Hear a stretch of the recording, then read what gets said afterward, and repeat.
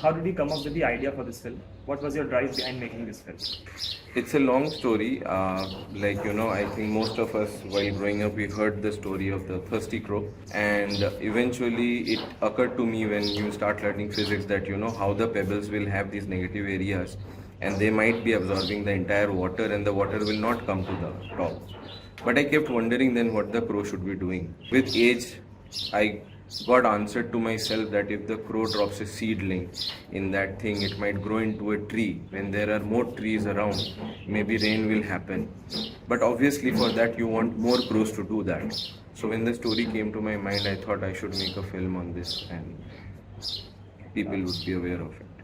What roadblocks did you face when you were starting up? See, when you work on a very different medium yourself professionally, which is for me is branding and graphic design, and to take out time for a movie which you equally in your mind and in your heart is equally important, and you want it to do the right way. So there is no correct team that I was being able to formulate during that time.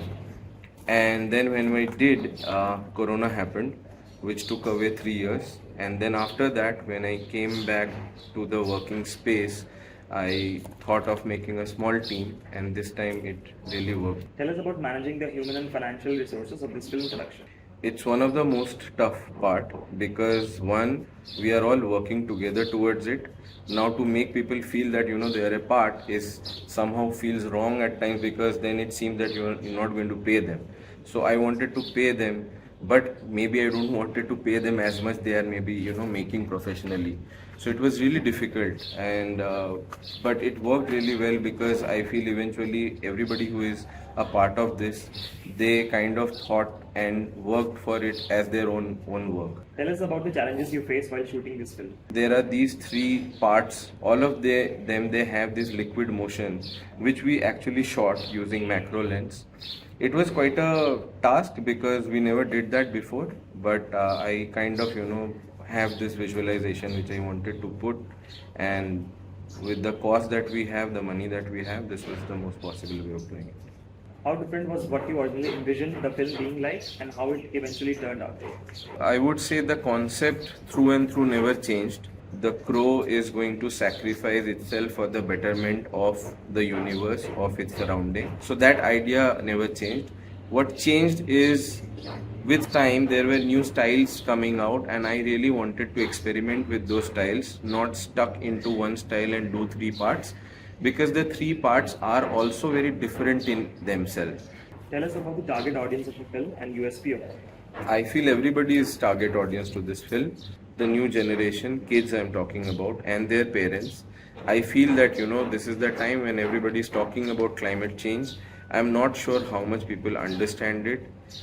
I know that they get affected by the changing weather, but I don't know whether it is making them think how they should work out the environment around them. And that's why I feel like it has a big audience, and it's important also for them to understand it, go through this pain, understand that after this pain the next generation might have a better chance to live and breathe. What are your promotions and distribution plans for this? When I made the film, I was not targeting to be winning an award or being in an official section of any award. So there was no much plan as such. But being a professional branding designer, I had a few ideas for which we have made small snippet videos, where the whole idea that it's not a single crow. It's not a situation. There could be various situations. The idea is to go through it and try to do something good. So keeping that whole idea intact, we have thought of a lot of promotional ideas. Why should the audience watch this film? I feel it's very important for the audience to watch this film, or at least understand the whole idea behind it. It's not important whether this film or any other film, but I feel that it's very important for them to understand the idea and the value of sacrifice that they are going to make towards nature. I think that when it's an Earth Day and we talk of switching off the lights for an hour, it's very difficult for people to do even that. So if they can't do that, this is the level of sacrifice that maybe we need. We need people to undergo a certain change in their way of thinking, and that's what the movie is trying to make them understand. So that's why it's very important, I feel. Any message you want to give to emerging filmmakers? I would count myself also as emerging filmmaker, and I just feel that whatever you want to do, and as a creative person, I would give these suggestions that whatever your story is, your value is, your way of looking at things are. I think it's very important to show that with that honesty, with that true value, and that is what I think is going to matter. That is what is going to affect